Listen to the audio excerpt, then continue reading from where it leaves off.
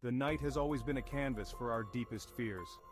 As the sun sets, shadows lengthen and our imaginations run wild. For many it's just the quiet before sleep. But for some, like me, it's a doorway to a realm of terror, where the lines between the real and the unimaginable blur. Sleep paralysis has been described in many ways, but for those who experience it, it's nothing less than a nightly confrontation with their deepest fears. It's not just a medical condition, it's a journey into a nightmarish dimension. Here, the mind is awake, but the body is chained in slumber, vulnerable to the shadowy figures that lurk in the darkness.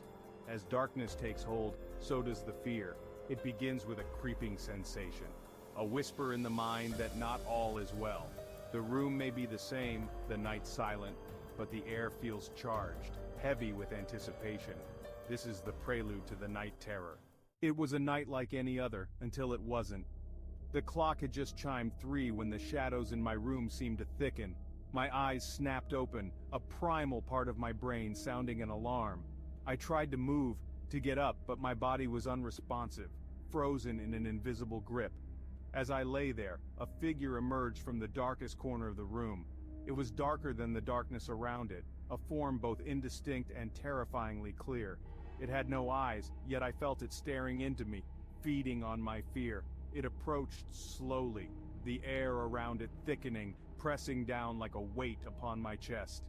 This was no dream. The terror was palpable, as real as the bed I lay in. The figure loomed closer, its presence oppressive, suffocating. I wanted to scream, but no sound escaped my lips. I was a prisoner in my own body, my own room. This was the horror of sleep paralysis, where nightmares step into the waking world. In those moments, time loses all meaning. Each second stretches into an eternity of dread. The helplessness is complete, a tether holding you just on the edge of sanity. You are aware, painfully aware, of everything around you, yet powerless to change anything. The struggle is not just physical, it's profoundly psychological. You fight not just against the paralysis, but against the creeping despair that it might never end. The mind races, seeking explanations, solutions, escape. But there's no running from the shadow that pins you down with unseen force. This is the true terror of sleep paralysis, the utter helplessness. In search of relief, I turned to every source I could think of.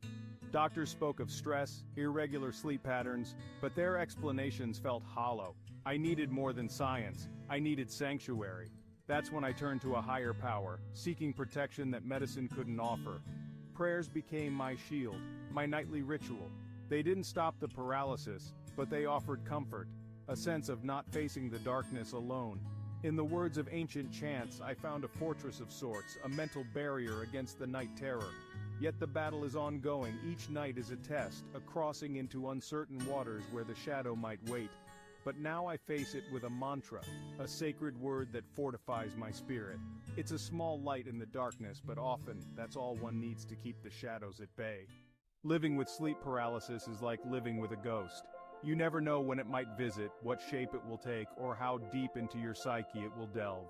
Yet, this ghost has taught me about the resilience of the human spirit, the power of faith, and the strength that comes from facing one's deepest fears.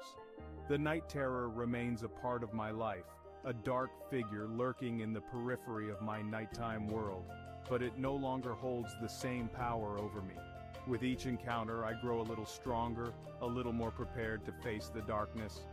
In confronting this shadow, I've not only battled a phenomenon but also discovered a profound truth, that sometimes the greatest strength lies in enduring the presence of our fears, and in the quiet determination to keep the night at bay, one prayer at a time.